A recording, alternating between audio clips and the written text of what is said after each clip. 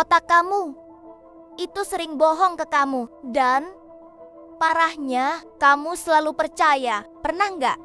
Kamu ngerasa semua orang lagi ngejudge kamu, padahal kenyataannya mereka sibuk sama hidup mereka sendiri. Otak kamu bikin cerita seolah-olah kamu pusat dari segalanya. Ini namanya spotlight effect. Kamu merasa diperhatikan, padahal enggak. Jadi lain kali kamu overthinking. Ingat ini, mungkin itu cuma pikiran kamu yang lagi bohong. Subscribe atau follow untuk fakta unik lainnya.